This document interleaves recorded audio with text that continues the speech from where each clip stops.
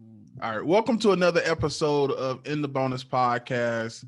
You guys have been rocking with us all season. We are excited to be doing our final episode of season one.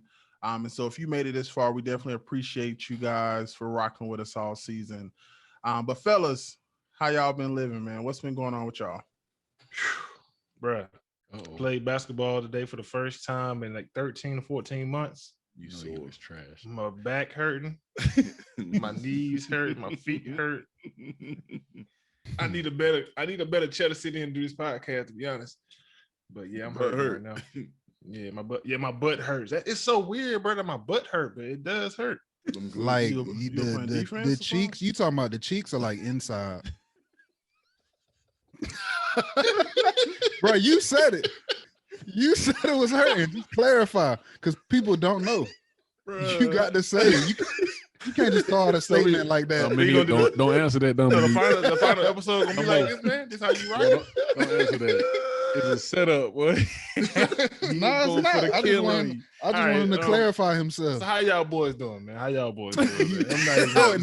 Now it look worse. Now it look worse that he changed the subject. So let's change the subject then. So people, let your imagination wonder as to what part of Dominique's buttocks is hurting. We'll just move past that then. You say what? Oh no, I was gonna say I smiling like that. He's making it worse. You know what Dominique is talking about then? Cool. Oh no, my butt won't hurt. I got some ankle and knee pain though. Bro, my ankle, I hooped the Sunday before last. I'm still recovering. I mean, that sounds like you sound like you weren't jumping though, cool. That's probably what it was. Were you jumping? What does that got to do with anything? I mean, that's how your glutes could hurt if you was hooping, you know, if you jumping. Oh no, if it's your cheeks that's hurting. So your cheeks be hurting too, is what you saying? No, I stay on the court, bro. I don't be feeling that. You mean like on the ground? Huh? Like you stay on the ground? Is that your experience? No, I'm asking. You say you stay on the court. What that mean? Yeah, I be out there. I be putting them buckets in. What you talking about, bro? You be entertaining, bro. I love watching you hoop, man. Y'all, if y'all ain't seen Nick hoop, Nick the neighbor, I'll shoot all over you too. You do what? I'll shoot all over you, bro. I think you should come out with a new series too, Nick. You know, I don't know if you heard of like the highlights, the one entertainment. You should start a series called None Entertainment. Mm-hmm. Bro, it'll be fire. You just make little highlight videos. You know what the funny thing is? They be hating. I just be trying to show progress. They get up here and they want to hate because they see the progress. They see how quick that first step is. They see how wet that shot is. We're not even about to get into that. They see they gonna get back down in that paint. You don't even want to play, bro. You don't even. Bro, you don't even play. You don't even play. Happening?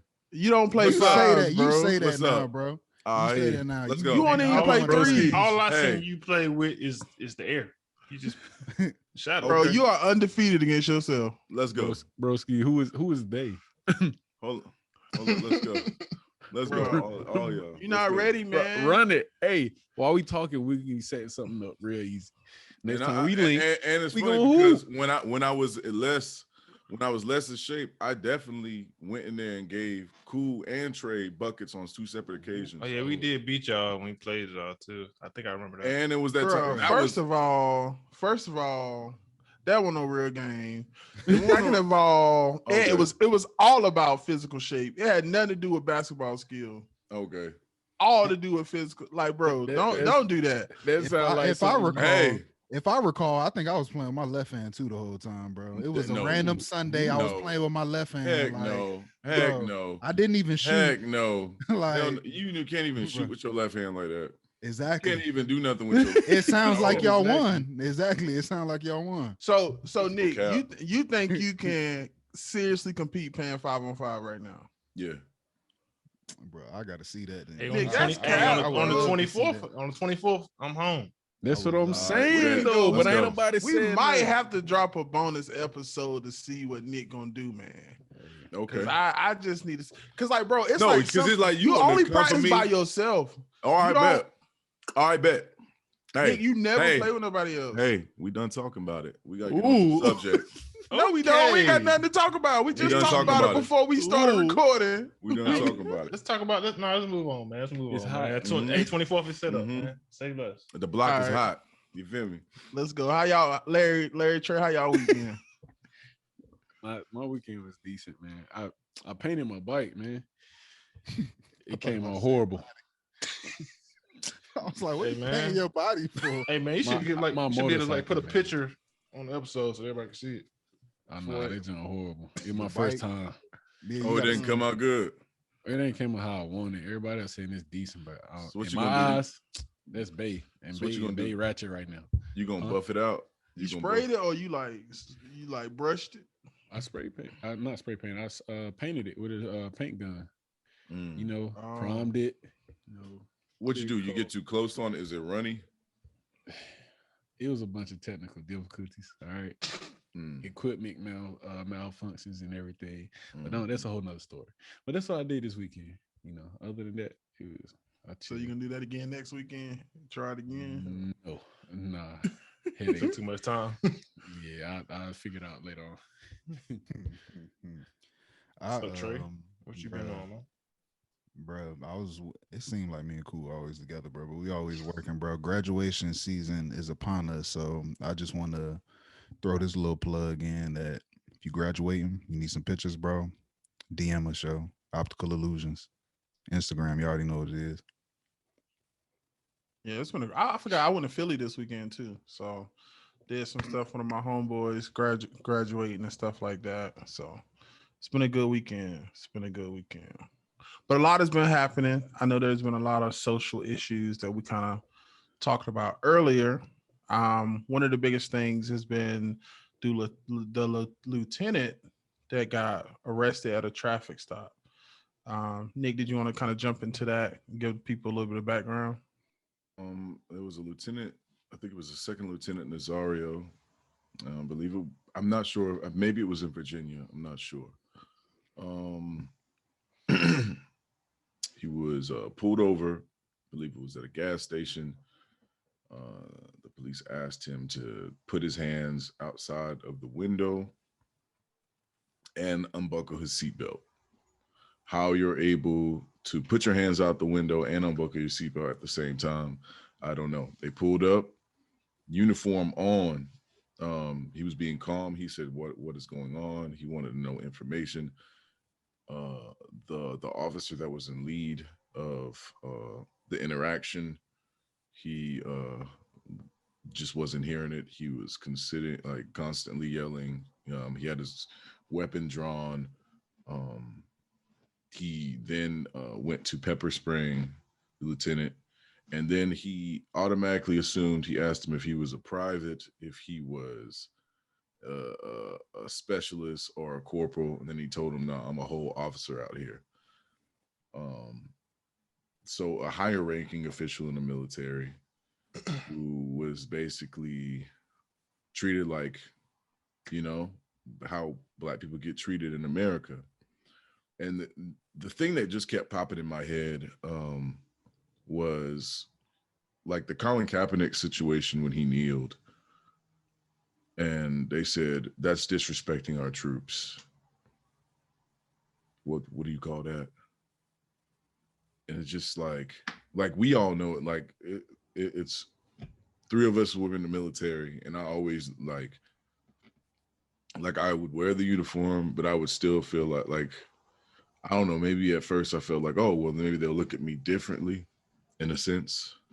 And then it quickly came to my realization that you think that people will love you more because they think you're willing to die for them in that sense. But that just goes to show, like a uniform won't save you. Your black skin is your uniform. I don't know. That was infuriating for me. I was pissed off. But then so in general, do you guys feel as people in the military that you have is there a difference in experience? Like life before military, life in military, for y'all that's not in it anymore, life after, like Does the military impact your civilian life? Yeah. In what sense? What do you mean? Well, Like day to day, especially like engagement with law enforcement, how you view law enforcement. Did that change once you got in the military? All that kind of stuff. For Oh me, no. no, Oh, it's go the ahead, Larry. same. And I feel like the go off of what Nick said. I don't think the rank really matters. No matter if he an officer, no. it don't matter if he enlisted. No matter what rank, it don't matter. In my eyes, it just don't. It's not relevant to what happened. Right.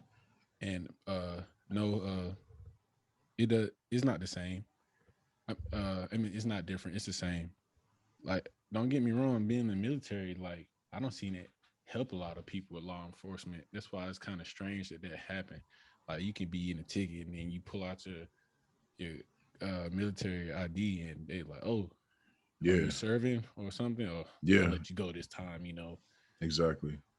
So I mean, I never seen it like this way before. This I never seen it reverse. That's kind of weird. But from my understanding, he the LT he didn't have any.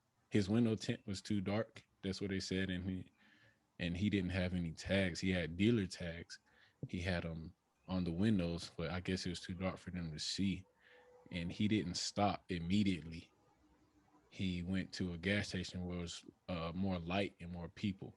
So, like, I guess, hey, I mean, he's a black guy in America. Like, he kind of got some common sense on how things could go south. So I feel like that was pretty smart on his end.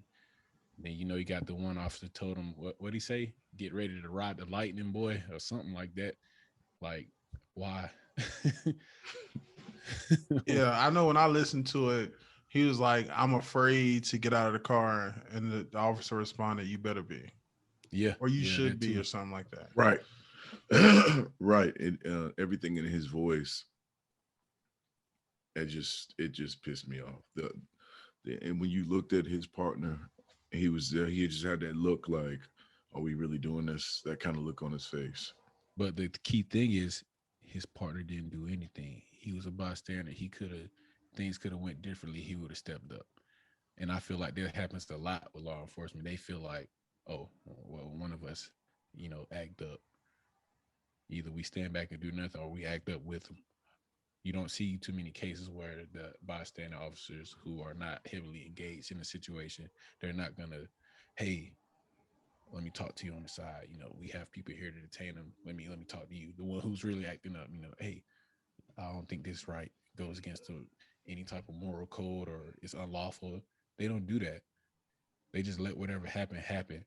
And it's crazy because I feel like when they put these officers on trials for certain crimes and stuff they unlawfully committed, I feel like sometimes it's just one or two officers getting in trouble or whatever the case may be. But I feel like everyone there should be held accountable to some aspect. Like, even if you're not heavily involved in, and you're not the front runner of the situation that went south, like, you at least should like be suspended a little bit or something. Like, all this not doing nothing to none of them, let alone all of them. Like, I think it's wrong. And then it got They got to be held worse. accountable. And then it got worse. Go ahead there, Dominic. Hey man, so my one thing I think about is like the training that these police officers are getting. Because I wasn't an MP, but it's such thing as level of force. You know what I'm saying? Rules of engagement, escalation, that type of stuff. Yeah, so like for you to pull out your mace or your pepper spray when he had his hands out the window, like I don't understand how that was even called for. That's what happens in a lot of these situations. Like they skip so many levels of force, like, and it's uncalled for. Like it's crazy, bro. That's why I'm happy. Like I talked to Nick about this earlier, bro. That's why I'm happy I have a daughter.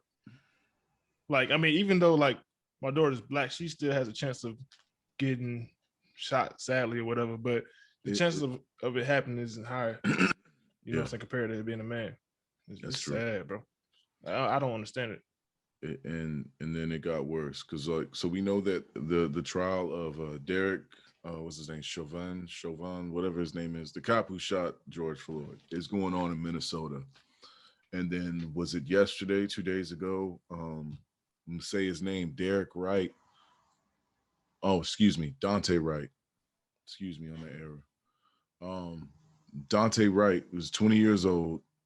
He got pulled over by the police for having an air freshener in his window or in his rearview mirror or something.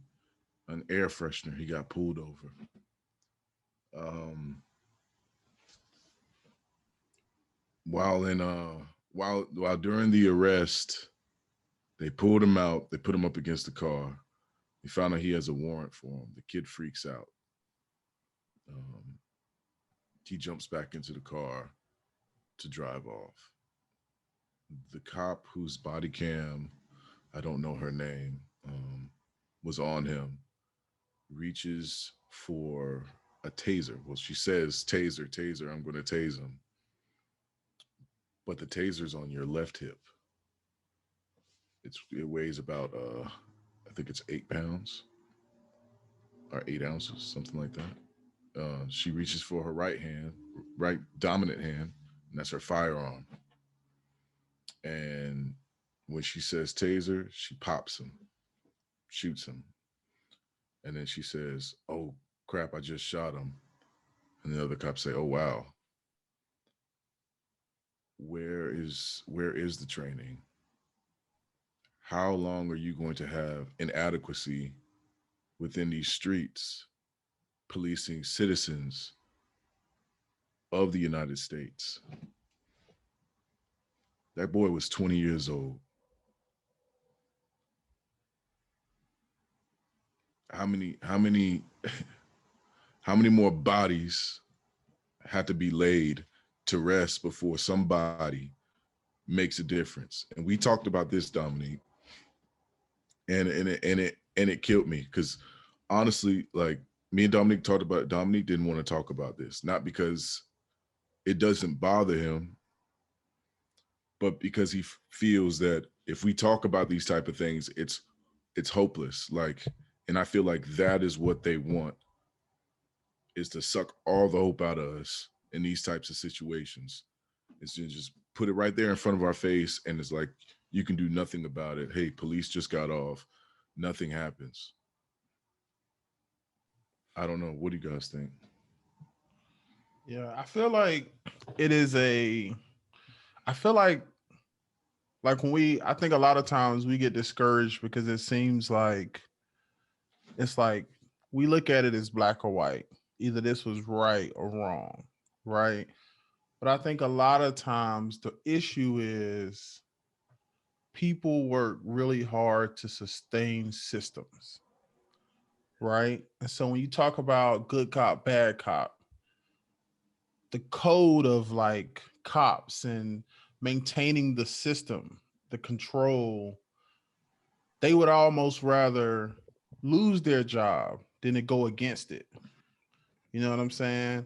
And I feel like that is the issue. Like even when we talk about, you mentioned George Floyd, today they actually, cardiologist came out, testified, and said that he didn't his death was preventable, had nothing to do with drugs, and basically it was because he couldn't breathe, which led to cardiac arrest. Right. But there is I think that just the force of the system is scary because the police represents a huge part of um kind of like that. We know we talk about like white supremacy and just the domination of society.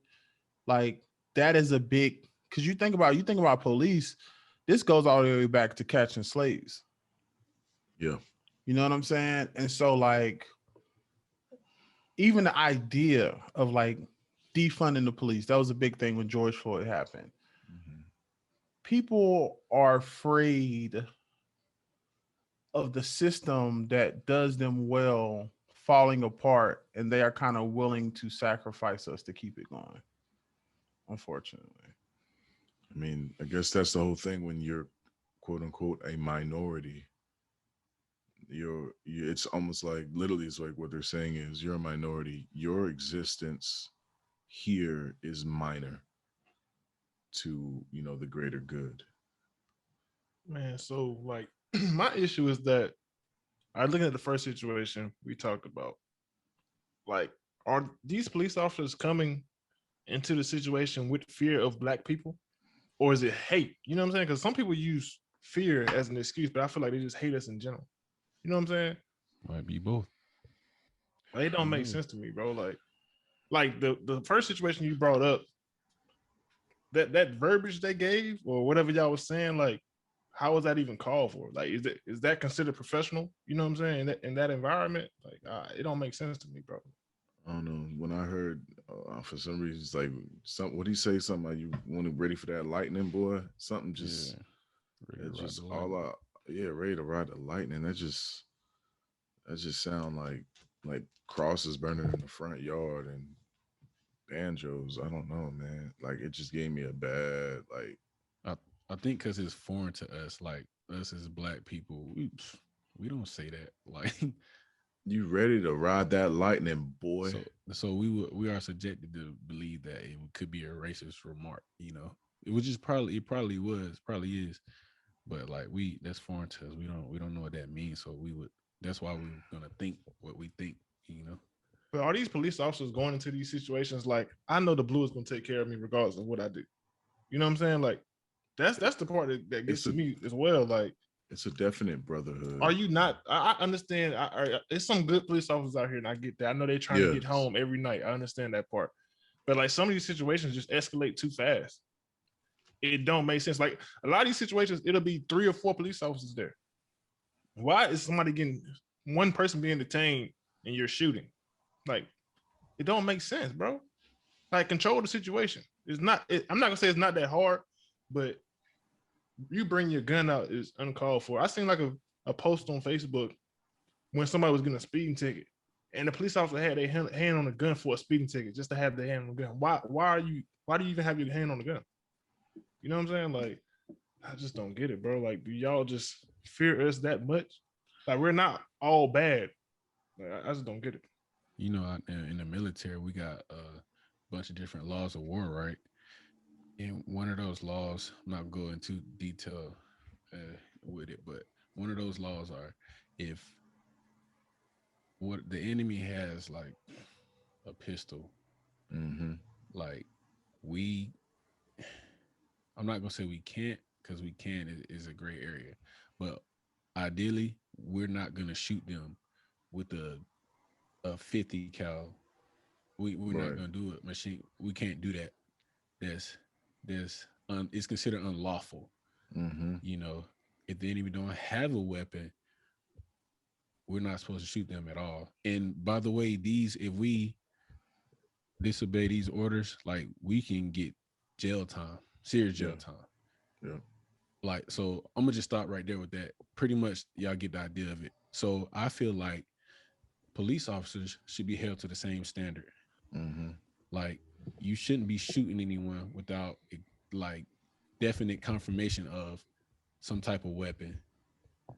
Like, you shouldn't. And if you do, like, you should, there's no question about it. Like, you should definitely be punished. Like, not no slap on the wrist type punishment either. Like, you should be doing hard time and then some. Like, that's just how I feel about it. That's why I feel like it's the whole system. I think you were saying that, cool. It's the whole entire system, bro. Cause like, okay, after they get in trouble, whatever, or they go to court, like they're still getting off, bro. Like, it's the entire system, man. Like, that's why they was talking about defunding the police, but it's not the police, it's the whole entire system. It has to be recreated, or I don't know, bro. I don't know what it is. I don't even know how this issue can be fixed. And then we haven't really seen any realistic change since Martin Luther King, in my opinion. Y'all might say something differently, but I haven't seen any real change. I think the only thing I say, like, we've made strides, I feel like, individually. When I say individually, I mean as a people. But I don't feel like the greater public really treats us differently. I mean, and we're still perceived as thugs, pimps and hoes. Like that's still the perception, and that's obvious that that's still the perception because that is how we're treated when we're gunned down. Um, we've been working so hard to change that perception. That's why we get into the fields that we get into and go and get the educations that we do. But at the end of the day, you know that it could be a man who's a millionaire and owns, 35 businesses. If he gets caught in that car at the wrong time by the wrong police officer, his life could end that night. We literally have to go and have conversations with, I had to have a conversation with my son again because now he's asking questions. So like he was like, well, like, aren't the police supposed to protect us? And I'm like, dang, like I can't believe I'm having this conversation with my kid. Um, and like I was talking to a guy at work and they was just like, I was like, do you have that conversation? They were like, no, not really. And it's like our perceptions of reality are so different. And that's this major disconnect. It's like I'm looking at it this way, you're looking at it this way, but it's because we're in two different predicaments. How are we ever going to make a change in between if you can't see the way I'm seeing it? I don't know, man. It's this thing, it drains me. Like Yeah. I've literally been drained. Go ahead. No, I was gonna say I don't think it's a different perception though. I think it's a different reality, right? Because like they What's a don't different when perception? George when no, I'm saying they're living a different reality because in reality for them these aren't issues. Like when George Floyd died, white people didn't feel it. It wasn't there. That wasn't possible for that isn't possible in America to happen to their son. Like that's not a reality that they live at all. And I think it's tough because if you look at it through the eyes of like the system is so messed up, but it's like I don't even want to say I understand it, but it's like I almost see why white people don't want to fix it because it's built for them. You know Right. what I'm saying? Like it's like Why would I complicate it for myself Yeah, they're to comfortable. accommodate you? Who wants to be yeah, uncomfortable when you can be comfortable? you This know what I'm work. saying? This works for me. And I honestly don't even think, and the crazy thing about this whole police thing, I don't even think being a police is hard enough to, like to save you. Like I don't think the training is so high level that you are above the law. Like, bro, like if we're gonna be honest, anybody can be a police officer. Like, how can you just kill people and you're not held accountable? Like the training wasn't that hard for you. You know what I'm saying? I can see if you like some crazy surgeon and you do some crazy rare surgery and somebody died, you like, he did it basically. He was an expert. Like anybody can be a police. We got friends that are police officers and we just be like, you know what I'm saying? Like it's not that hard. So I feel like the training it needs to be a lot harder. Like you just can't be one of the good old boys. You don't, you know what I'm saying? You just join the police force because that's an easy, steady job and income. Come So the on now. standards are pretty low. Like they need to raise the bar or something. I think so. Cause I mean, and then I don't know. I think they're gonna have to the only way to make real change is they're gonna have to be willing to sacrifice some people.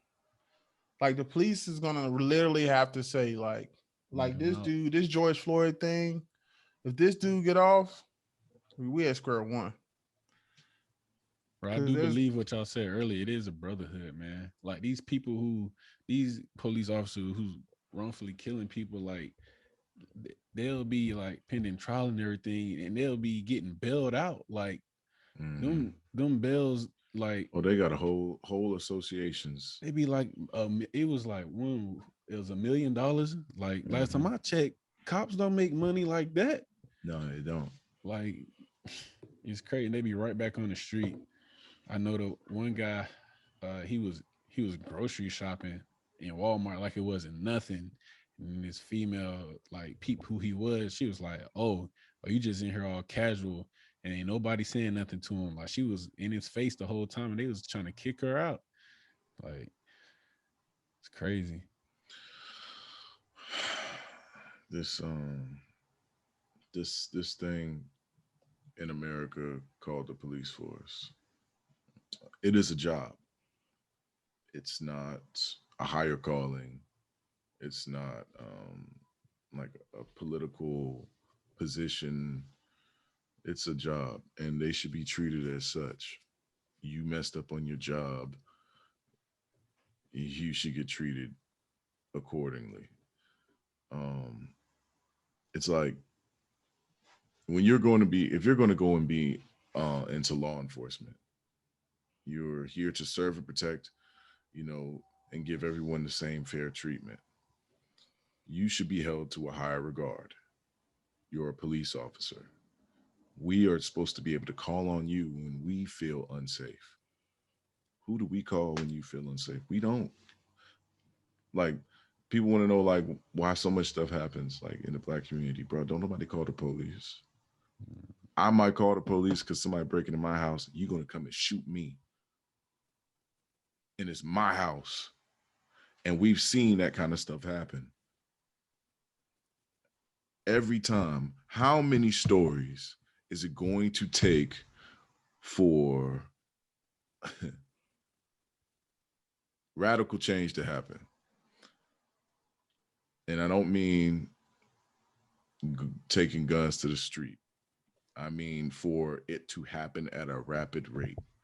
It's like it needs to be a complete overhaul of that infrastructure that is law enforcement in America.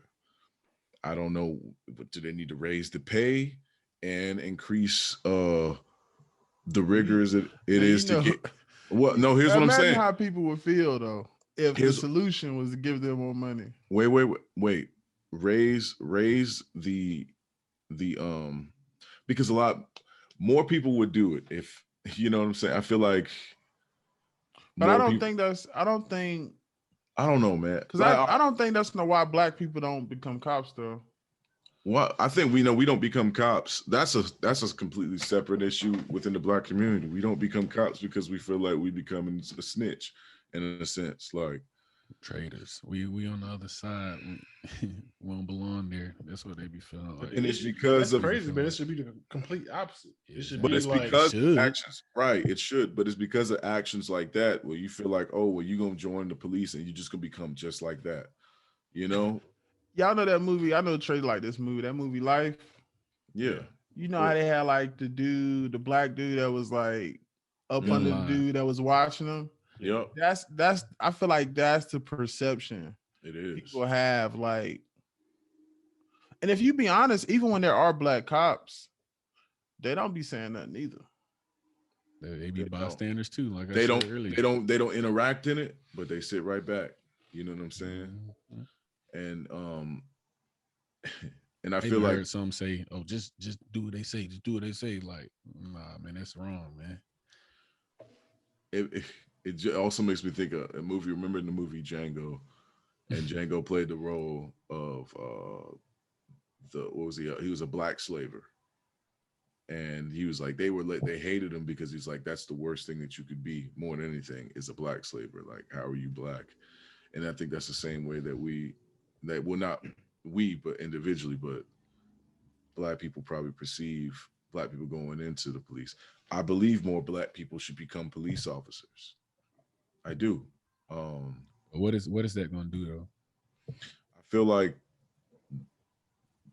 that's going to bring down, all right, if everybody in the police force is Black and then Black people were still getting shot, then there would be no argument for saying that it's racism, right? Then it would just be, okay, then these individuals were doing this and they were following that code of law. So it's just going to change. It's just going to be like, oh, it's not racist anymore, but we we know that we hate the cops now because it's black and white. Yeah, people in there, or all different type of races in there. Yeah, and they still killing black people. It's just the police. Then we know it's just like. So it's still gonna be the same thing. It's still gonna be controversial. Let me say this before I forget. So I feel like one reason why black people should be more into the police officers, well, becoming police officers, is because we need to have people from our community policing our community. Right. You get that? Like people who understand. Nah, I'm gonna tell you. So I know you know about that guy in Florida, right? He was a black guy, and he was arresting black guys, and he was talking to them how, like, he grew up there, born and raised, and he know the lingo, he know how to talk to people, and he was talking to them such as, and he got recorded, and he lost his job because they say he was being unprofessional. Yes, I know y'all heard of the story. He lost his job for that, for talking to them how they talk to each other. So when you say, well, black people need to go and be a police officer and go back to their communities, because we might get you for doing something, but we ain't gonna kill each other like that, But then you have stuff like that. They trying to stop us from even like becoming police officers and going back to our community by acts such as that. That man lost his job. He didn't get suspended. He didn't get like they kicked him to the curb, man. Because police are supposed to be a monolith. I say black people aren't a monolith. Police officers are supposed to be a monolith. They're all supposed to be basically cookie cutter. This is what you're supposed to look like. And if you look like, you're bringing your experience to help make your job better, it's like, no, that's not what we want. We want you to be just like Dick Jenkinson over here and act the same way. That's just what they want. They want you to have that different appearance. They don't want you to look similar. Stigma. So we got all the problems and issues. Let's talk about solutions.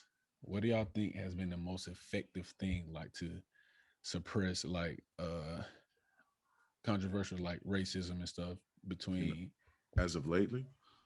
I mean, throughout history. And then what do you think could be an effective way to suppress it? There's only two things that I know of that makes dramatic change in any scenario throughout, countries and politics and law. You gotta think of everything. People, we marched, we've raided, we voted, we've done some everything. It's got to be a loss. There's only two things they understand. It's the loss of blood or the loss of coin. There's only two things. So you think we should go and go to war with the government? That's not what I think we should do. I will say that those riots, the disturbance of the peace, I think brought about something. It started a narrative. It started more people understanding. I went to a couple protests, and I was actually very surprised to see how many other people, how many white people and Hispanic individuals were out there marching with us. It was way more than I thought it would be. But I am in Durham, so Durham is a little bit more woke, quote unquote. But I don't know. I don't know. We've had a loss of blood on our end and a loss of coin. I don't know. Bro, I feel like, I ain't gonna lie to you, I don't think the riots did nothing. You feel like it was just a distraction?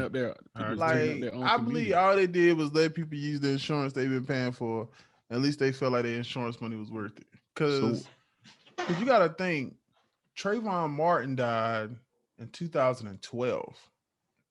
That's almost 10 years ago, bro. Like, we made no progress. Like, since we've been born, bro, no progress has happened. Like, people was burning down stuff for George Floyd. It didn't do no good. Now, I do agree the biggest impact we could make is economically. But I don't think the Black community is in a place to work together like they did with Martin Luther King. So Like everybody, the problem is, let me tell you, this is the real problem. We ain't on the same page. It's like there are certain levels to being a Negro in America. And there are some people who don't feel the same injustice as others. You know what I'm saying? And so, like, it's like almost like classism, I feel like, where if you think about back in Martin Luther King times, everybody would get sprayed with the water hose. Everybody.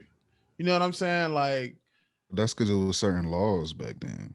And I feel like the only reason that it stuck, you know what I'm saying? Like when you talk about racism, like racism isn't going to go away. It was just lawful back then. And when it became unlawful, I feel like it just benefited, instead of like these separate entities, like colored only water fountains, and you can't come into this business, allowing Black people, because they had to, like, put more money into the, into white communities and all of that anyway. So it's like there's no need, you know what I'm saying? Yeah. But I feel like, so like I feel like we just not equally impacted. So we not gonna never get on the same boat. Like, you mean like it's like coronavirus. Everybody don't feel the same threat. So people just won't wear masks because they don't feel like it bothers them. Like it takes a huge sacrifice to make those changes, bro. So I mean, so what do you think? Like another 100 years? Never? Like what is? Yeah, I'm with Dominique. Like a meteor, maybe. Like the dinosaurs. Like if we were extinct, then it can't be passed on anymore. You know what I'm saying? Like it's a hard reset like that. But if there's still racist white people with the ability to procreate, it's gonna get passed down no matter what. You know what I'm saying? Like it's always. It only takes one to still feel that way, teach their kid and pass that along. Like, I mean, it's just. But I'll say this: I don't think racism. I think racism would still exist after a meteor. Like if everybody, the everybody change, was gone, but it wouldn't be in the same way though. You think that's because it's a human trait? I think it's innate. I look at you, you look different. So maybe the fact that you look different, there must be something different about you in general. I don't even think it's that deep. I feel like even like I think as a living creature, the desire to be dominant is just present. Yeah, but like, with a hard reset, it'll just be in a different way. Like we don't know who, like if Black people would be the majority and the elitist, you know what I'm saying? If it started over, like what Black is it? People. Go ahead, Nick. What is it? The sociological term is like the use of the word. Is it them or the they? Like the other. That's what it is. The other. Just like we're here in this podcast and we know each other, but if we were to come up with another group of guys, that's the other, and we don't know anything. It's mysterious. I mean, we don't connect with them culturally, so automatically they're more of a threat. You feel like that's basically what it is. But bro, I feel like it's who got to it first. Like, let's be honest. If people in Africa got the boats first and decided to explore the world. So we had the boats first. But I'm just saying though, like if they were exploring other countries. We did. We did. Tighten up on your history, partner. We did. Get in them books, buddy. Bro, we were in America before the Vikings. We were in America before the English. We were everywhere. We are the oldest living race in the world. You know, pyramids in North America and South America that are dated way before pyramids in Egypt. Did you know that? You know what the difference is? So are you saying, Nick, that the difference is white people just felt the need to take over when they did find what they found? For some reason, historically, everywhere white people touch down, they take. They don't bring, like, they just take. They take the culture, they take the resources. For some reason, that is what they do. If you look at what the Vikings did, they didn't make their own stuff. They didn't grow their own things. They just went to different villages or different countries and they pillaged, raped, sacked, and they took it back home. And then they set up colonies in those areas. I mean, that has been the history of what the Caucasian race has done. Don't forget, these quote unquote icons, they get celebrated for stuff that they did like that. Like, right. Columbus got a whole holiday like after. Come on, man.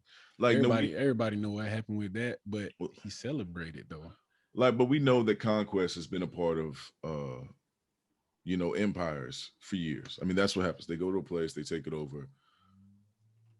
I will say that the Caucasian race took it to a whole nother level, and then they made chattel slavery, which was something nobody had ever seen before in their entire life. It was something the world had never seen, and they made a killing off of it. But so try to literally and I figuratively. Ask, can you try to simplify it though?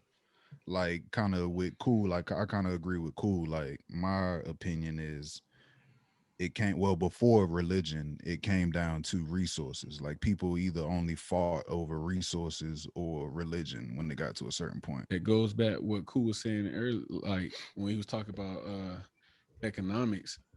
Like, I get it. Yeah, we could work together as minorities, black people, whatever. But how do you fight gentrification though?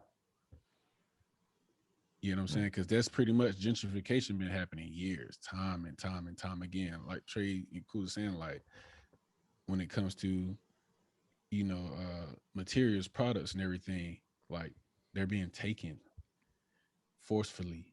So what do you do? I don't know. And that's still happening today.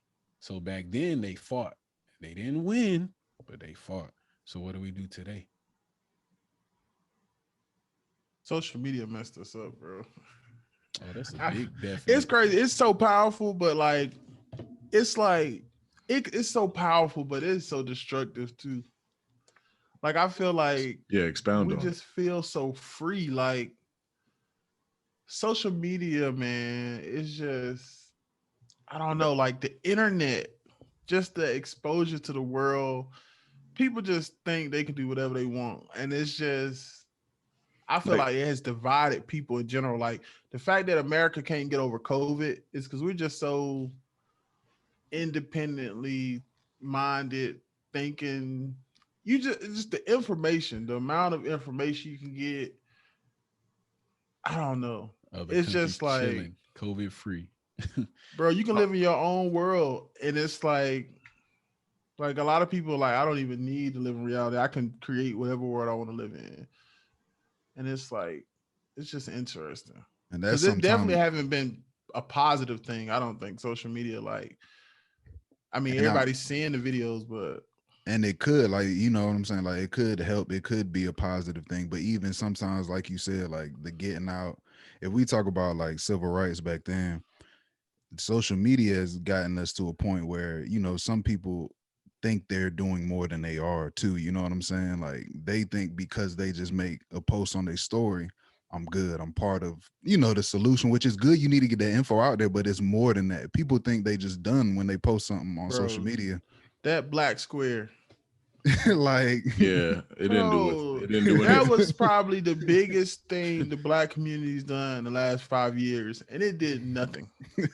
No, it was actually one of the worst things, bro. Because like, when people went to look up anything that had to dealing with, the riots or anything, that black square popped up because they were putting in the hashtags and stuff like that. Yeah, like we blacked out the history. Like we just cleared it out. It's just like we blacked it out. Like, yeah, like I remember they didn't want to see it anyway, so they didn't want to see it. So then you didn't see any of the stuff. You just saw, but so it was supposed to be, oh yeah, it's a show of solidarity. We're all on the same page. If you see this black square, then I'm, and like, no, it didn't do that at all. When people went to go look for their feed to see, okay, what's going on in Milwaukee or what's going on in Durham with these riots, and then all you could see was these black squares, Yeah.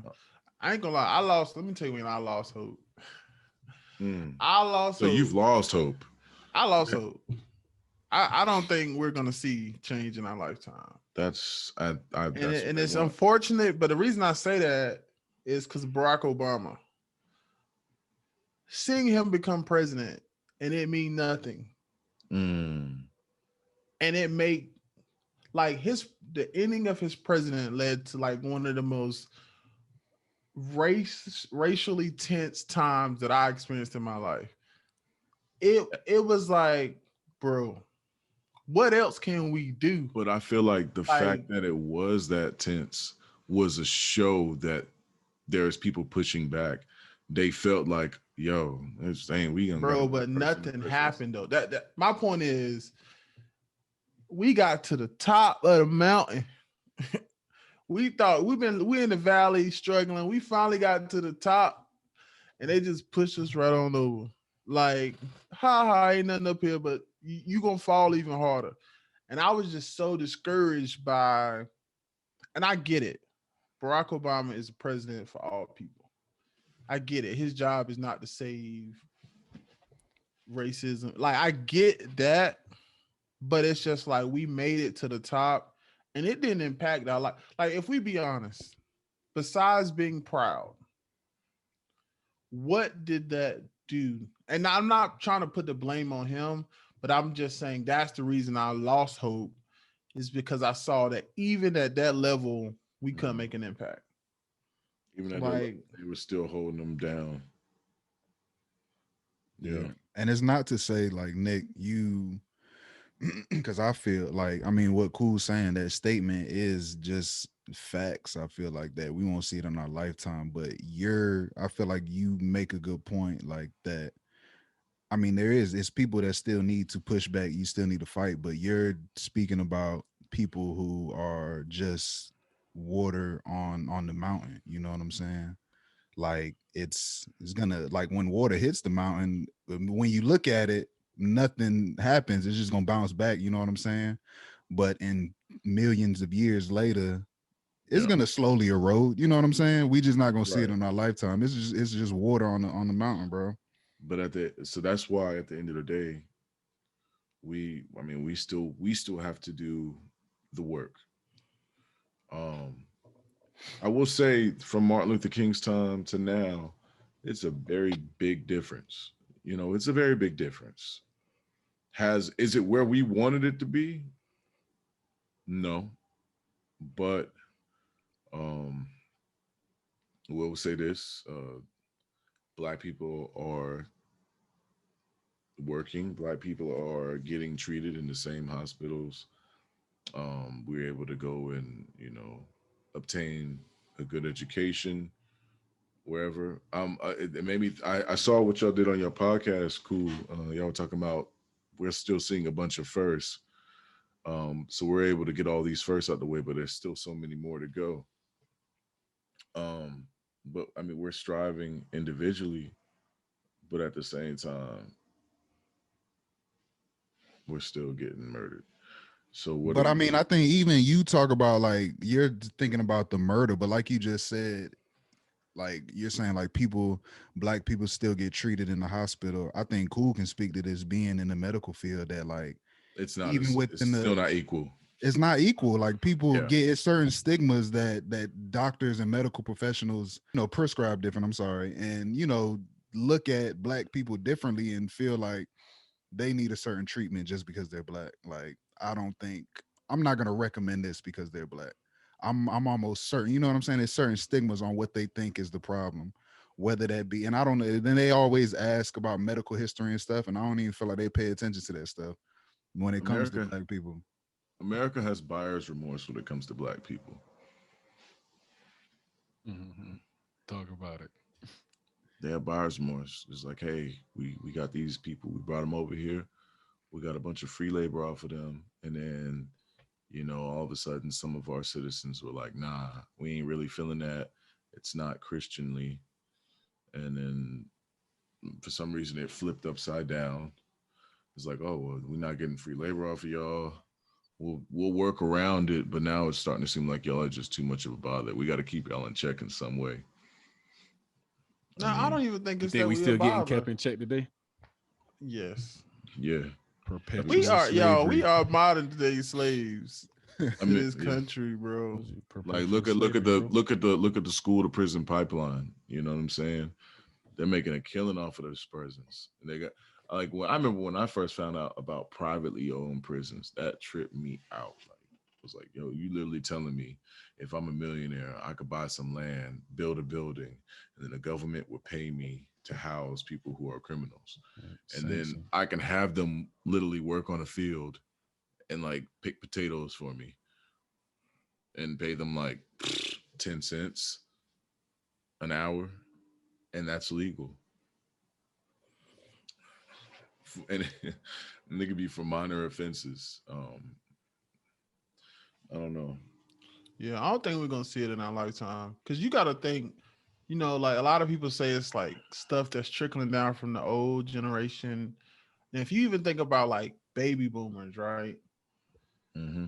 They classify baby boomers, I think, from like 1946 to 1964. Yeah. Which means the youngest of them are in they like mid to late 50s. Bro, they gonna be here our whole life. A whole life. They have like the longest generation, don't they? Bro, and once they gone, that don't mean there's gonna be no change because there's a lot of people who are racist that's our age, but like I don't think we close enough to the change. I think maybe on our way out we might see. Do you feel that people become gradually more racist the older they get? Like once you become like maybe you could have been a teenager and you weren't racist, and then as you become an adult, it just starts to adhere to you. Like you start to grow in the racism. Like I realized the older I got, and after receiving, you know, the stimulus from my a stimuli from my environment, I started to have more feelings of angst towards white people in general, and not all white people, but just certain things. Maybe I'm taking this wrong, but I don't feel like you can be more racist. If you're racist, you're racist. Yeah, I don't even think a lot of white people. I don't even think most white people racist. I just think it's a system that works. It's like when you a kid and you in school and somebody's getting bullied and you're not. Like it's just not in your like like your first thought ain't to jump in, right? Your first thought ain't to tell somebody. Your first thought is, I'm glad that is not happening to me. Like that's just the reality. You know what I'm saying? So I think a lot of our white counterparts are just playing the system to win. I don't even think that they're like maliciously evil. I just think they just like, why would I do that? Like, why would I if I'm half like I'm the same size you are, me and you equal, and you getting pounded on by this system. Why in the world would I step in front of you and try to stop it? And I feel like that's where a lot of white people get caught up. Cause like they get caught up in the system, like, and we even see it. Like we have friends who you cool with in middle school, high school, and then as adults, they begin to realize the system doesn't work for them when they are too busy trying to protect their black friends. Yeah. And so they play the system to win it. And, we look at some people in high school, not everybody we went to high school with we talk to now or could trust, or because they just playing the system. And because they were our friends in high school, I don't think they were necessarily racist, but they saw the benefit in the way that older people in their families thought, and so they just playing the game. I mean, racist. They're influenced. Well, being racist is a benefit. That's what you're saying. Like that's playing with the system. Like, I mean, it's literally about the same thing. Like being passive about it is about just as bad as the one doing it. Like if you're just sitting there, if you're all right. Yeah, it's like the cop. It's like the cop that does nothing. It's like you're just as bad, but right. But you see why, like, that's why he's doing it, because it's like, why inconvenience myself? Like, it's like putting on more work when you don't need to, when you should, but you don't need to. You know what I'm saying? Especially like who said, like they got their own family too, and they they got the system where it's rolling. Like my kids is gonna be good, everybody gonna be good. Like I don't need to. It's what's so crazy. It's what's so crazy is like the what this country was founded on. The country was founded off of Christianity, and that thinking literally goes exact opposite of what, you know, the right and the strong right and all that stands on. Like, it's supposed to be, you know, looking out for your neighbor and standing up for those who are the meek and all that. Like, that is literally what it's supposed to be founded on, but that's not what you find at all. I mean, people interpret it differently too, though. Like, you can't, like, no, that right there literally is like, if you're a white person, let's say not modern day, and you see a group of white guys trying to grab a black guy to lynch him, and you just stand by and like, oh my God, that's terrible, but you don't do anything. Like, you're helping facilitate racism. Like, yeah, that's going to be an inconvenience for you, but at the same time, it's like, shouldn't you try to, like, if I see somebody trying to, like, I don't know, maybe it's just me. I mean, but are you talking like a new age Christianity or what? Because I mean, people like slave owners were Christians, and like they went to Sunday service, they helped their white neighbors, and they had slaves in the backyard still, though. You get what I'm saying? Yeah, more like a new age Christianity. But think about the reality of the sacrifice, though. Like, why would they make the sacrifice? Like, let's be honest, and this is probably bad to say, but if we was hiding under a truck and we saw a black man getting ready to get lynched by 5 white men, is it worth it? We run out there. Yeah, is it worth it to possibly die to help another? You know what I'm saying? And so, even if we saved the person, it would mean something to us, right? We saved another black man, but why would the white people? They like, what? Like, it ain't even worth it to them. They get no benefit from saving that person. I mean, now they get outcast from the system that was benefiting them. I mean, if that was, you know what I'm saying? But the thing is, there are white people who do it. So there are. And again, water on the cliff. Though. Water on the cliff, Nick. You can't. You're trying to you're trying to bring a whole group of people together, and that's just not the case. Like, it's not gonna happen. There's nothing you can do where you can have everybody thinking the exact same. Yeah, it's tough, bro. It's a tough, because you think about it. Even like in slavery times, the fact that there were people in the North that didn't like, and honestly, if we're gonna be honest, I don't think people in the North weren't racist. I think they were upset that the system was not benefiting them. So they said, okay, the money's in the South. We're not benefiting from the system, so let's destroy the system because it's not helping us. It wasn't about morality. It wasn't. They didn't care about black people. It was just like, yo, the system that they have is benefiting them. And the poor white people and the poor white people in the North started killing black people because they were mad that they had to go to war. Speaking of caring about black people, this is something that don't nobody really talk about. People wait until one of our own is slaughtered or whatever the case may be, but no one talks about how we be killing each other like it's nothing. We fight ourselves just as much as we fight our oppressors and glorify it. Yes.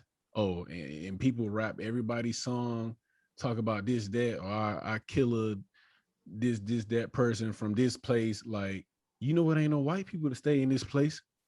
Like, no one talks about it. And I feel like that's one of the reasons why we can't get to where we need to be. No one can take us seriously. We're fighting ourselves. But no one wants to talk about it. I feel like before we even get to cross that bridge, we need to take care of what's at home first. You don't, like, people want to ride through the streets, do this, and that, but ain't nobody riding through the hood, though. Ain't nobody talking about, hey, let's stop gang violence, let's do this. They ain't marching through there. They ain't protesting. They nothing. But let a white cop kill somebody. It's all war. All hell about to break loose now. Oh, you don't kill one of ours. It's like saying, like, oh, I can whoop my kids, but if you touch my kids, like, it's gonna be a problem. That's pretty much what that is. But no one talks about it. It's always don't everybody think like that. Who have you heard talk about that last name example? I'm saying that last example you gave. Oh, I was about to say that last example was terrible. What you mean? About Bro, you gonna let them whoop kid? your kids? No. Exactly. But that's you what gonna I'm saying. That example was against your argument. No. He was just saying it's like that. He's not saying. He's saying that's how people try to treat it. But see, I think it's okay. So, I mean, I don't whoop my kids, so that's why I use that example. I discipline them. It's very effective. I don't need to whoop them. That's a slave mentality. Since we're talking about slavery, they use whips and chains and stuff to get their slaves in check. My kids, I ain't raising no slaves. That's true. I'm not. That's why I use that analogy. I'm sorry, everybody wasn't on the same page. My bad. I'll use something else next time. No, you good. But I think it's. I try not to whoop mine. I've heard that analogy, right? But I think it's. I don't know. I feel like it's kind of problematic because that's not true to that's not a black only issue. Like you're gonna interact with people who are in your vicinity. So black people live close to black people. So you deal with black people, you're gonna steal, you're gonna kill black people. More white people kill white people. More Mexican people kill Mexican people. But what I'm saying is white people and Mexican people are not more than likely to get gunned down at a traffic stop or violation opposed to a black person. That's what I'm saying. So we don't have to be like everybody else. We can just be like us and cut it off right there at the root. We should have been like Marcus, but I'm saying I agree with you, cool. You're absolutely correct. Like people, like every race fight with each other, kill each other. But that don't mean we have to. But I'm saying though, if we fix black on black crime, would that fix racism? It's a start. People want a quick fix. Everybody want to. Oh, we need to fix racism right now. Like it need to happen overnight. Like that's how people be thinking. Not everybody, granted, but it's not going to happen like that. And like y'all said, we probably might not live in this lifetime to be able to see it, but I feel like that's a pretty good start, starting from home, from our house. Okay, but do you think gang violence and drugs are a long-term effect of the systematic economic oppression of the people? Like if black people all had the same opportunity as white people, would they sell drugs? I mean, of course some would, but I feel like it's kind of desperation in some cases too. Like, how am I going to eat? I'm just going to take. Our entire existence right now is literally off of desperation. Everything that we do that is considered negative within the societal eye is off of desperation. I mean, poverty is akin to crime. I mean, we all know that. Like, definitely. And the fact that it was running rampant, and it is still running rampant within the black community, especially at a higher percentage than other races, minorities, majorities, no matter. I mean, that is why. So we're looked at this. We have this stigma about black people, but it's literally all because of the systemic oppression that was put upon black people. I mean, I look at it like this, and I know some people won't agree with it. This is my opinion. Maybe we didn't need to be integrated. Maybe we needed to stay segregated. I don't know. Maybe we should have been left and went with Marcus Garvey and took ourselves to Liberia. Ain't gonna lie, that's tough. That can go a lot of ways. That's tough. That's a whole because staying obviously staying within the system has not benefited us. It has not. We have not raised our standing within the country. We're still looked down upon. Like, maybe we needed to go and take all that back. I don't know. I'm not saying go back to Africa, but it's like bro, the predicament of black people in America is so weird. It's like no other place. Okay, but I will can't go back to Africa because they don't want us back there.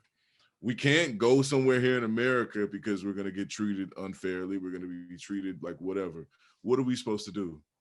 I ain't gonna lie. Some African hate it, like they hate us more than some like white people. Right. Yeah. But black Americans, blah, blah, blah.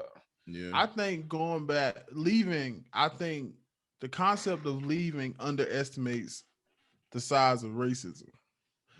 Because if you think about the oppression and the struggles in many African countries, it's because of colonization. Like, it's because some of these countries just got independent 20 years ago.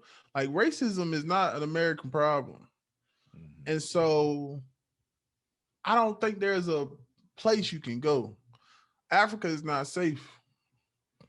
Like, you're going to be dealing with other issues that still are matriculation from people stealing resources and people in need. Like, there are a lot. I don't think we can escape it. Like, we would have to, like, I don't know. Here, it's called racism. But you go anywhere else, you got the same people like treating people like horribly. Like, it might be somewhere they're from, like they're from different country or region or something, but it's the same thing. Only thing different here is you're doing it to a different skin color here. That's the only difference. So I get what you're saying, cool. I mean, it's human nature to have division. Yeah, that's just, I mean, we do that automatically. It's us, it's them. I mean, we had tribes in Africa. There was warring factions, all that type of stuff. But this is so different. It's just matter of fact. Oh, go ahead. I mean, this just feels completely like this is. Go ahead, man. No, I was gonna say it might go away. Because if life goes on long enough, white people go continually to fade away. Because like with mixed races and all this stuff, like maybe in 200 years, it just literally might not be enough for them to keep it together. Like, I don't know about maybe I don't know. I think it'll just maybe that's like not a long enough time, but yeah. I mean, but even so, like we talking about like not just physical skin color, but like actual ideals. You know what I'm saying? Like even if you talk like it might like you talking about 200 years or however long, it'll just be kind of like a new age white people. You know what I'm saying? Like if you got an eighth of white in you, like let me tell you about your ancestors. This is what we think. This is how it's supposed to go. You have a right to do such and such. You know what I'm saying? Like so, it's those ideals of racism, and even like Nick, what you were saying about I don't know. It's just hard to like galvanize a group of people, especially like all black people, because we're underestimating the actual sacrifices that some will take. You know what I'm saying? Like not when like going across like you're saying like jumping on this journey of racism. Everybody not gonna be on this boat. You know what I'm saying? Some people have to fall off. That's a bad word to use, the boat, but an analogy. But I get what you're saying. You get what I'm saying? Like nobody's gonna be on like that. Like it's just not gonna be these millions of people on the same plane. Like some people have to sacrifice, and some people they'll be like, I want to help. Like Cool was saying earlier, I want to help, but not if it hurt me or if I have to sacrifice something. You know what I'm saying? You know, it's tough. It really is tough. It's almost like I wish there was like a plot of land somewhere separate, like a separate country or continent like that. No, hasn't been discovered. We could just start all over. But start like who? It just like I'm saying, it wouldn't work. Like, but just certain. It's not like all black people gonna be here. Like, we got this land to ourselves. Let's get it. Somebody gonna be like, hell no, this my section, boy. You just talked about black on black crime, bro. Like, and when warring tribes in Africa, like it's just I don't know. There's gonna always going be to war with other countries and people and stuff. We will never find a way to be united, bro. Yeah. I just don't see it happening. I feel like that's speaking it into existence. I mean, like the word. It is him. Mighty powerful. I mean, what you talking about? It was smoke. So it's like I don't know. Like I feel like I have that mentality in order to work with it. So do you think you're gonna see change? So basically, what we're saying is that within the black community, there are certain people who have to die off who think a certain way, and then within the white community, there are certain people who have to die off, and so it's like just people gonna have to die. It's gonna take like 1,000 years. I mean, you just got to be really aware, Nick. Because think about, all right, so let's say the last time, like kind of what you're saying happened worked is kind of with the Black Panthers, and even most recently we looked at the whole Fred Hampton thing. Right. The leader of the FBI made it his number one goal to murder these people that were trying to galvanize. You know what I'm saying? Right. Like, so you underestimate like the struggle too. You're saying like we just need to get pushing and we'll be there. Like, no, it's gonna be layer on layer of obstacles. You know what I'm saying? Man, I feel like it's all worth it at the end of the day. If it's so, well, I mean, yeah, like because I think we're very much a here and now. This is what goes on in my life, but it's like no one's thinking about, you know, that we're selfish as hell. We're not thinking about like, but my grandchildren or my great grandchildren years upon years from now. I don't think you're being realistic though. Because I was gonna say, you just saying like you're all in. So like, but again, it's different sacrifices that you have to make. Like Kai. So think about, you're saying you want change. If you knew that you would die tomorrow, would you still do it if it's gonna just spark? You don't know that. I mean, it's gonna end racism, don't know, but it's gonna spark. But so bro, would if Martin Luther King knew that he was gonna get shot at that hotel, do you think he would have still been out there? I think he would, because he was preaching that he knew he was gonna probably get killed. He knew he probably would have got killed. No. Martin Luther King knew his life was on the line, bro. Right. You think he didn't know that the government every time he stepped out? Yeah, he knew that, bro. So would you, Nick? Would you become a martyr? For your people. A martyr, yeah, for your people tomorrow. Heck no. So that's what I'm saying. You can't be like 100. If I knew, people aren't 100% in, bro. They're not. All right, not even if you knew, but if it's a chance, if it's a good chance, you might be killed. Bro, Nick, if you run out and try to say somebody at a traffic stop, you probably gonna get killed. You ain't got to be no legendary person, bro. They sniping for no reason. And I think a lot of people are just in survival mode. So what is the, so what, we just gonna keep our head down, lay low? No, don't get frustrated. We just saying these are things they need to think about. We've been talking about trying to like be strategic this whole time, Nick. So that's what we do. We continue to try to figure out what works for us. Right. Therefore, if you do something without a plan, it's not always gonna be what you want it to be. Well, my thing that's why you plan. Ain't nobody cracking no plans. That ain't true, bro. I'll disagree with that. Like, I give you a great example. I ain't led no marches, right? Mm-hmm. But one of my biggest goals is generational wealth, because I know that economics has a huge part in this game. Right. So me making money, giving money to my children, and making sure they're not poor, make sure they get an education, gives them a better shot of fighting in the future. Right. That's just as impactful to me, if not more, than me going out and risking getting shot at a rally, throwing stuff at the police. Like I don't. And no offense to the people that march, like, you know, people want to help how they think they can help or want to help. It's the effort. I feel like there's active and passive, I guess, in that sense. But like, I get what you're saying, cool. But at the same time, like we stated earlier, I feel like even if like you are wealthy or whatever, because the color of your skin, you still could get the same treatment as any regular black person out there. Like, money ain't gonna save your life. It's not. It might make it better. It might not have you on that street. It might not have you on that corner standing there. I guess like that's about it. 12 can't pull over no private jet, right? They can kill anybody. I do agree with that. They don't care. They can shoot you out the sky though. They can say you in restricted airspace. Well, if they do all that, then daggone. I'm going with the meteor. Like who said something about the meteor? We going with that method. So you gotta start over, bro. Yeah, if it's like that, then daggone. I mean, that's what. At the end of the day, bro, we have to find a way to unite. And like you guys said, it's a classism world. So I don't see it happening, bro. Like I told you guys previously, I have no hope anything's gonna change. I mean, I'm gonna keep it a band with you. I'm gonna hold. It's not even just like rich people. I'm gonna hold some people like the street life. Like I was looking for them. A lot of them out here, these riots, and I won't see them. You not gonna see like, bro. But why? Like why ain't y'all out there? Like, bro, we black people mostly, especially bro, because poverty, they live in a place where we say, oh, we don't have no hope with education, so I might as well just do this illegal stuff.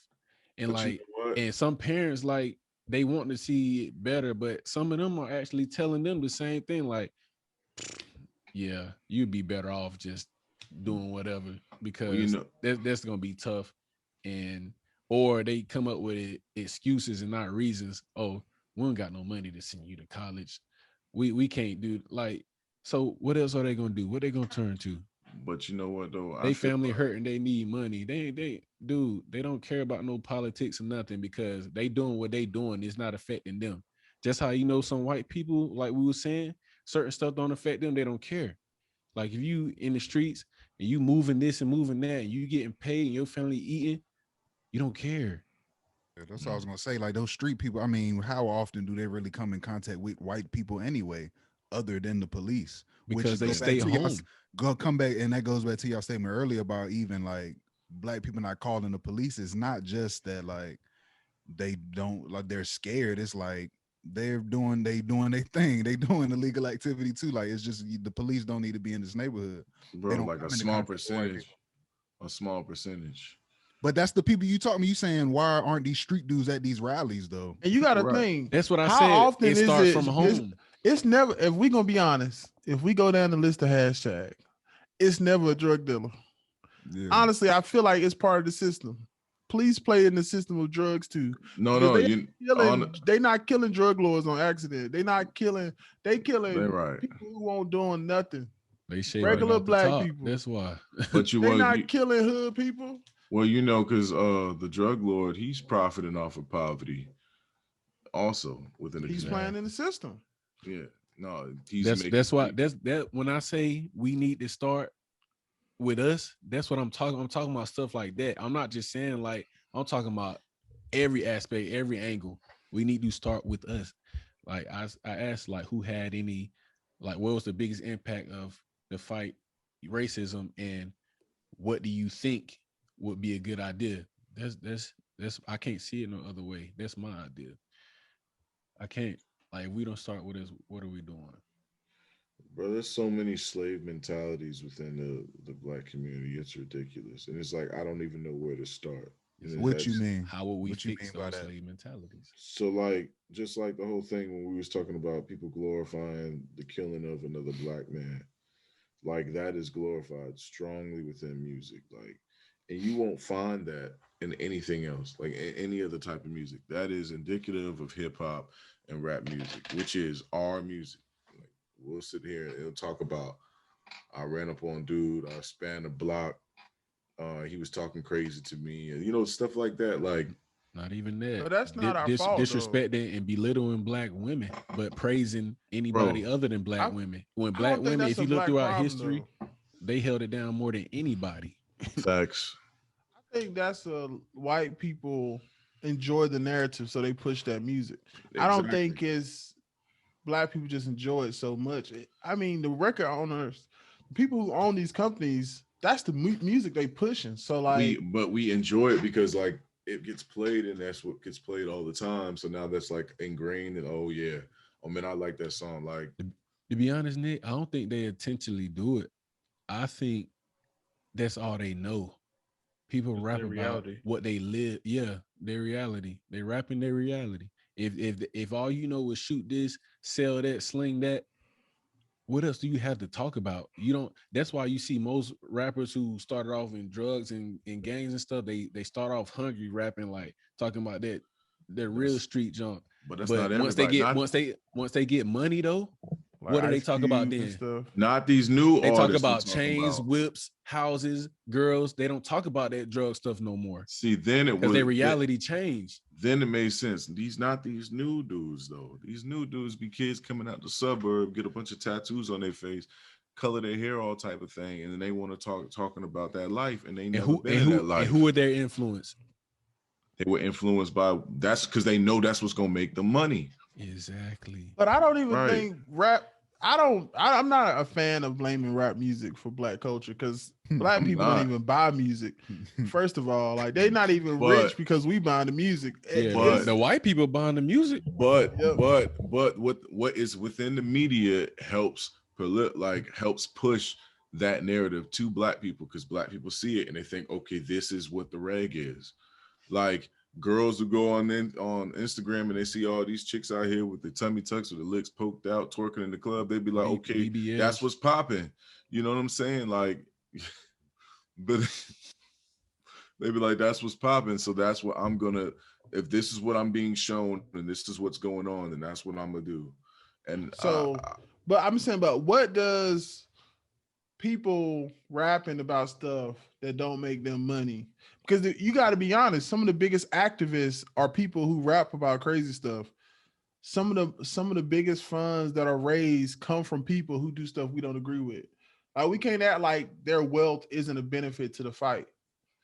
Like everybody that's rapping about anything that ain't, you know what I'm saying? Like the money, that's part of the game. Like if they don't got the money, we're not even talking about them. So let me, because I mean, I go a whole artist to that regard too. So it's like, all right, here I am. Okay, you talking about your instance and you're making money off of it. And you're exploiting your experience to push this narrative, whatever, to get more money. And then the record label is like probably prodding you, like, yeah, we need another one like that. That's what we need, right?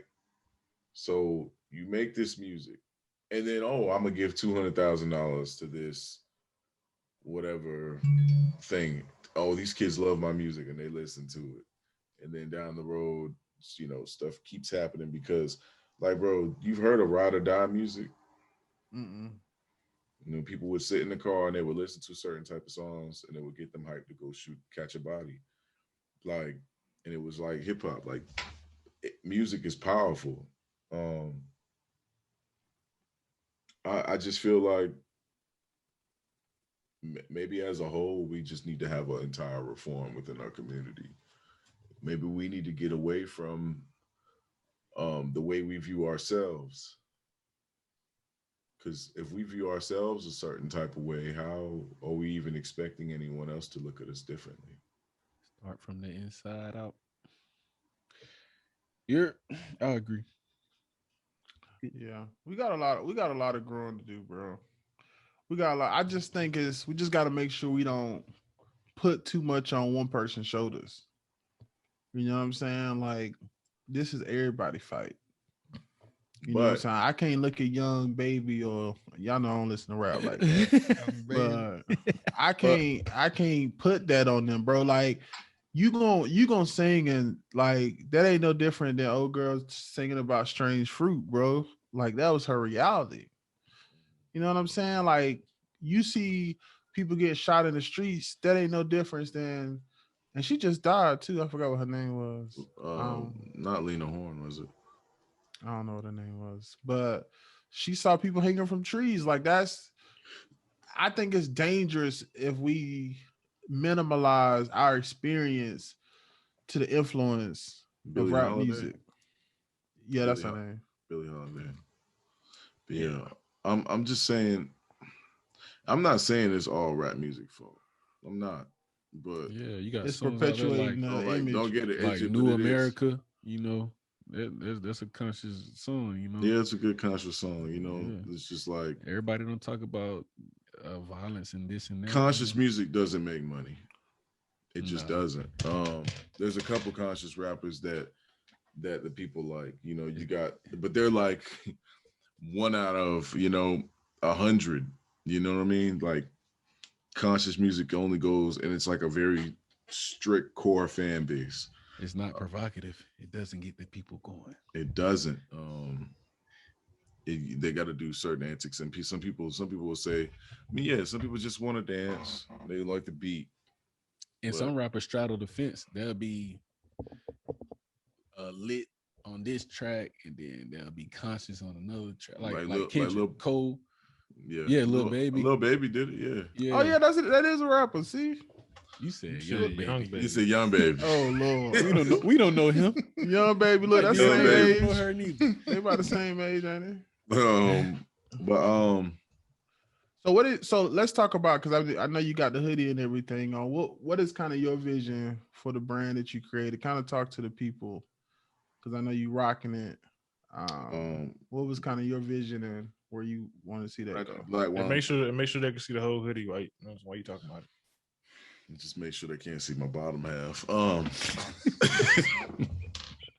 Bro, why you keep getting on this podcast in your drawers? I don't know why. Who says I'm in my drawers, bro? Oh, yeah. Why you keep getting on this podcast with no drawers?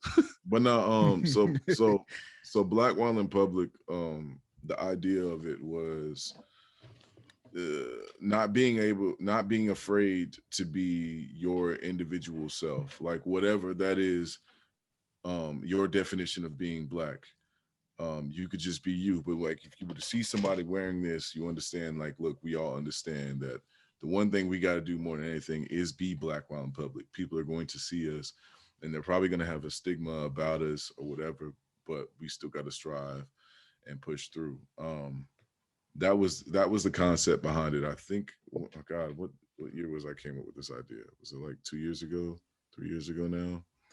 But I feel like that kind of is like it was like an idea of a solidarity. Like, I see you with this as like, you know what, you may have grew up in the suburb over here and then I grew up over here in the projects, but we both understand that we're pushing towards the same goal at the end of the day. Like, you may be in a better position right now, but you know, we're both wanting to see, you know, all of us do better.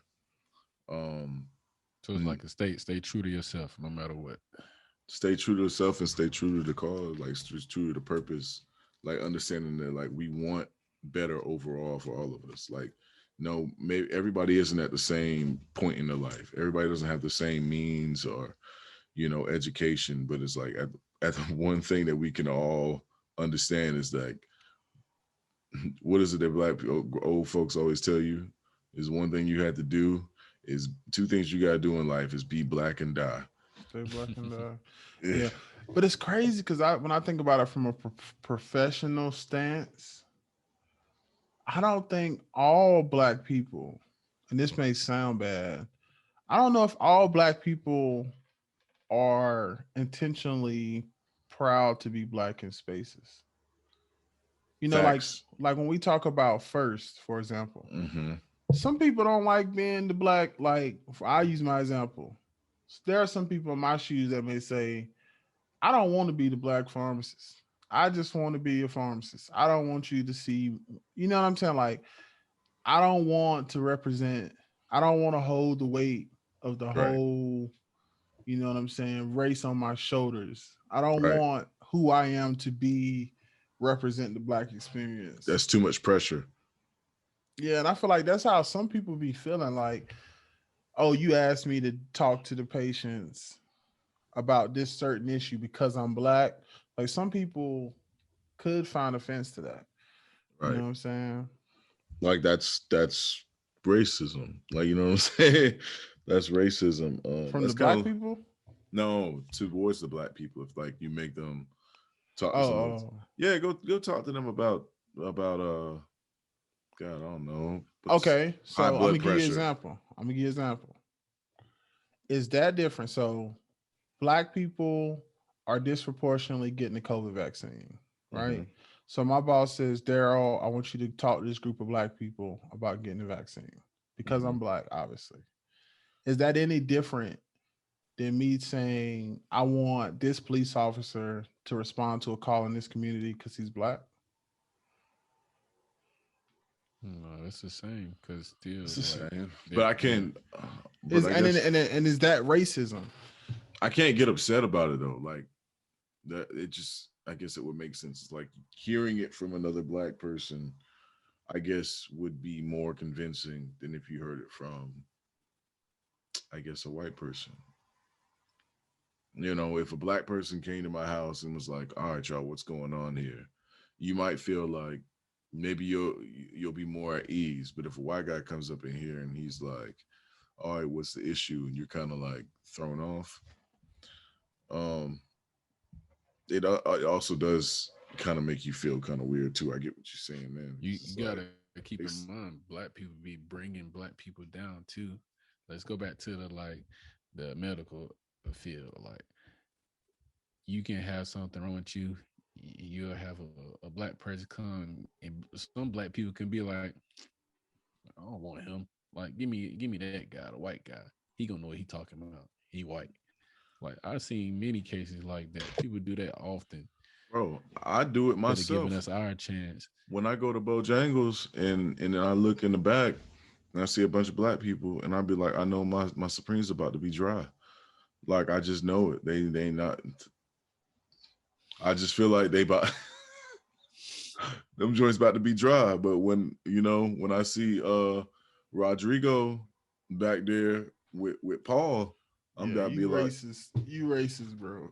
You said names. you prejudiced. I don't know the word because I know some people say black people can't be racist, but you just said I can't believe highly problematic, bro. You basically just said black people are lazy. Rodrigo and Paul. You said black people lazy and Hispanic people work harder. That's what you just said. Not what I said at all. I just said that I know when I go to Bojangles, my Supremes don't be dry. When perception is reality. So who you want to make your sweet tea? The black person. Jason or Devontae? Devontae got to make my sweet tea. All day. Devontae better make that sweet tea. And if Devontae ain't making the sweet tea, he better call his grandma Pam to come up there and make it.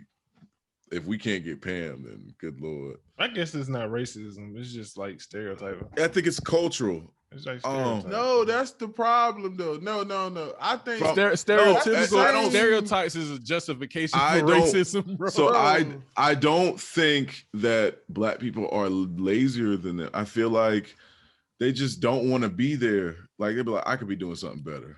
Bro, that's the same vein. But you let a white person said that, people and I feel take that away from the ones who work hard. From my experience and me working with people who are from a Hispanic background, who are migrants who came here, they're happy to be here. They're like, you know what? I made the decision to come here. This is what I want. The black people I see working there, they be like, bro, I don't even want that. They'll tell you, bro, I don't even really want this job. I'm just doing it because I got to have a job on paper or like, something like that. Nick, that's what, like Larry said, starting from within, though. You perpetuating that idea is part of the reason. And like, a white person gonna listen. I didn't to say this. I'm exclusive. If we got white listeners, they are gonna walk away saying black people who work in fast food chains don't work as hard as Hispanic people.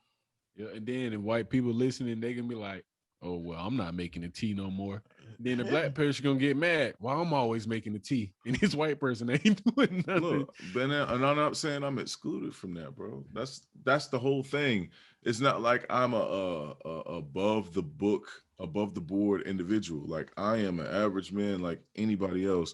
I go through the same type of prejudices within myself and same, pitfalls. But I also have to you also understand, it's like there has to be something better. There has to be like a better way of doing this. Like a fool can recognize that. Like, you sit back and be like, yo, this is crazy. You know how many times you met somebody who was doing something wild and they'd be like, bro, I got to stop doing this. They don't stop, but they know they got to stop. You know what's wrong. Like, some people don't. I guess but like, what are you talking about? Are you talking about like you talking about me? Like smoking cigarettes, or like are you like what kind of doing something wrong are you referring to? I guess like maybe somebody who's like maybe smoking cigarettes and be like, it's bad for my health, it's killing me, I need to stop, but they don't. You know what I'm saying? Or so you're saying racism is an so addiction? How you applying that to race? Yeah, so you saying like you got a white person see another white person like is that treating a customer different? It's definite. Black? You know what? I would dare say racism is kind of like a mental disease. Borderline, maybe. I could see that, but I don't know. I could say that it's like mental disease. It's like it's akin to, like, I would say it's called almost like brainwashing if you think about it. It's been perpetuated for so long. You'll meet. I remember I had a battle buddy. He was from West Virginia, and I asked him if he had ever been in contact with black people before in his life. He was like, no. Like, when we first talked to him, you could tell he was like real shy. Like, he didn't know how to take us. And then after hanging with us, and I just asked him, I was like, "Yo, you ever been around black people? You ever like been around black men or women?" He was like, "No, this is my first time ever meeting black people in person." I was like, "Yeah, it's like a real culture shock." He was like, "It is." He's like, "Well, what do you think?" He was like, "I don't see why so many people hate y'all. I don't see it." And I That's a lot of people like that. I had a roommate last year from West Virginia. He said he had 2 black people that went to his high school. Like those were the first 2 black people he knew. So after that, nigga, you saying he knew how to take y'all from there? He I guess he had a better, like, from what he heard, he said it wasn't like it didn't like correlate all those things he's heard. So like he's hearing all these things about black people. He was like, "Bro," he's like, "You're like me." Y'all remember? Yes. Remember on our last names again? That's all right. He's Russian. He don't live here. You don't know that. I don't. Moved back. He might have moved back, but yeah, no. But said, so I remember like, "Yo," he was like, he said basically said the same thing. He was like, I remember he used the N-word, and I said, "Bro, well, we gotta definitely bleep his name out now." I was like, I was like, "Bro, you can't say that at all." And he was like, "Oh," he's like, "I didn't know." He's like, "In Moscow, people would look at a black person and say, 'Oh, that's a that.' I just thought that's what y'all were called," and that tripped me out. But he's like, "You hear it in the music," and he was like, and that's and I figured that's what y'all say. But I look at it, but the difference is his was pure though. He didn't know it was any racism behind it though. Right. But then your battle buddy, he had to learn how to take y'all from the beginning. So now like he went from not knowing how to take y'all take you specifically to then he could take you. Honestly, when time went on. That's what you said earlier, right? No, like he just did. You laughing at that? Because it's the way. Trying not to look at him. Because you. But yeah, because I get what you're doing there. But I see you trying to laugh while you were saying it. But bro, so long. But like I don't even know what to say after that. So your battle buddy hooked you up. All right. So do y'all think, because everybody always talking about sellouts, right? So you just talked about your experience changed his perspective. Yeah. Do y'all think we need to have a more embracing white people stance more than I hate white people? Maybe. Not that we hate white people. I'm not saying that. They gotta embrace us. I think it's got to be both hands coming across the aisle, man. I know from my experience. So I be doing like little stuff. Like y'all might do it too. Like I go to work, right? And I walk past a bunch of black people. Head nod, what's going on? What's up, man? What's going on with you? How's it going? Good morning. Mm-hmm. Either they don't say nothing or they barely want to say something back. Who's that? I go walk past white people. What's going on, man? What's up? Hey, buddy, how you doing? Hey, Sarn, how's it going? How's it going, Sarn? Hey, lively, ready to speak to you. Like, we can't even like greet each other. Like, that's an issue by itself. Like, what does guy want? Like, why is he talking to me? I feel like it depends on your ratio though. Because when I go to places where it's like 2 out of 1,000, when you see that one person, you like thanks. It's like we in here. Hey, what you here for? Right. Like when I was at Carolina, the ratio shouldn't matter though. I know. But like, for example, when I was at Carolina, every black person I saw, I met. Because we was just like, what's your story? When I was at Central, there's a lot of people at Central I didn't meet that I probably should know. You just so many people. You just like, I like who I like. I ain't got to like you because you black almost. So I got a question. All right, that sounded so bad. So if you're on the street, man. Right side is a black dude in a hoodie on. So he's just the only person on that side. But a black dude with a hoodie on. So Nick on one side, okay. And then you on the other side, you got like 5 white people walking, having good conversation. What side do you go on? Do you like? Whichever Do you side care I'm what on. side? No, whichever side I'm on. So you don't care? No. Because if you ask somebody else this question, they're probably going to decide where you see white people. Because it's a bunch of white guys having fun, right? Yeah, you see a black. Yeah, that was extreme. Why couldn't have been the black guy listening to music or something? I mean, either way. I mean, just like. But no, y'all I get what he's saying. But y'all He's see saying what I'm with the trying to hoodie. go with it. Yeah, no, like Rod Wave like, video. I feel like Tombstone. I feel like the our little boy own, had on a hoodie, right? Bro, I feel like our own kind stereotype against us. Oh no, really? Because I remember that's exactly what I was saying. I've done that before. When I lived in Fayetteville, I might have missed it. And I was at the Walmart on Skybo. Like, this is wrong to say, but it was some people walking past my car, and I locked the door. And I was like, I can't believe I did that. You a smart man. Like, I was like, I can't believe I done that. Yeah, you a smart man. You know that Walmart on Skybo kind of, you know what I'm saying? Oh yeah, it's on the military. Do not what's the list? Like, you're not supposed to go. Do not go there. Yeah. So I've been there. I don't know if it was because like the group. I think it was a number of people. I don't know if it's necessarily because like how they look.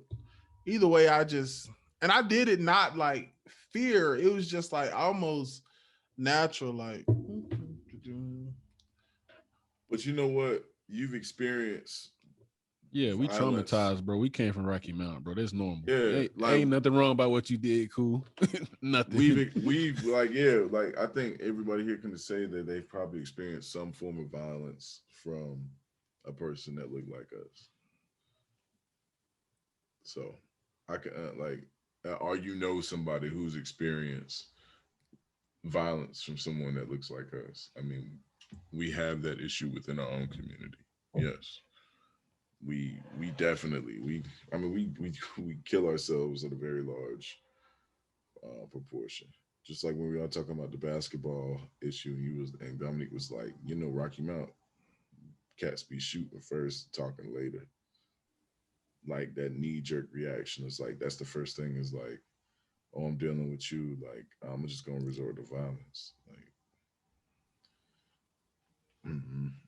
we're sick. Who?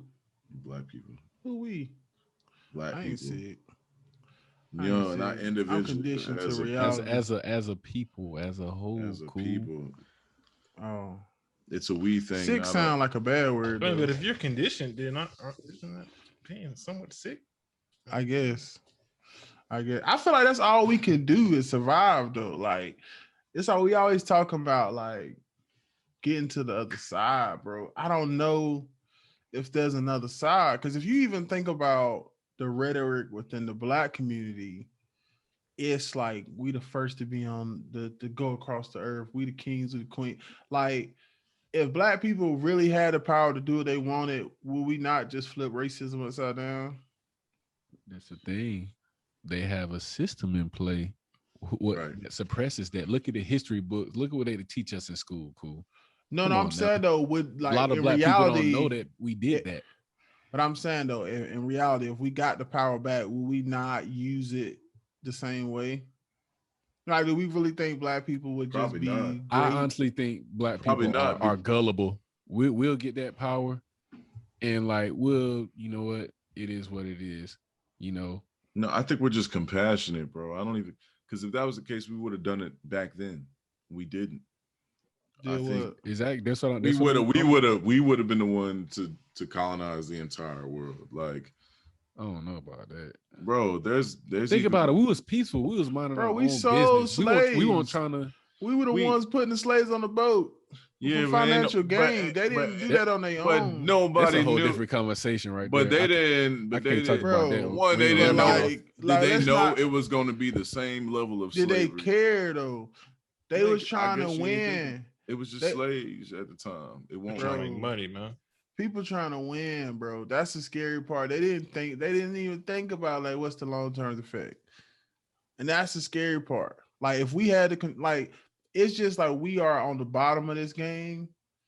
But like, if you think about racism, it's logical. It ain't morally correct. It ain't nice. It ain't fair. But it's kind of logical. So do you think there's some African families right now who have like old money from slavery? Nah, they came back and took that. They sold so many people that they just turned around and it wasn't much left. They took the people and then came back and took the resources. You're right. I can't talk about this. Y'all ain't ready for me. They spread them thin, bro. They got them, bro. I don't know. There are very wealthy African families. I don't know if it had anything to do with they're. I don't know if it go back that far. Probably selling for cheap, bro. I ain't get that much. Look, we want to say thank you guys for supporting us all season long. We got a lot of exciting things coming y'all way for season 2. It's looking like it's going to launch this summer, so just keep on track, keep paying attention, and we'll definitely let you guys know. Make sure you like, subscribe, comment. If you haven't heard every episode, take the time to go back and listen, and we will see you guys on season 2 of In the Bonus Podcast. Peace.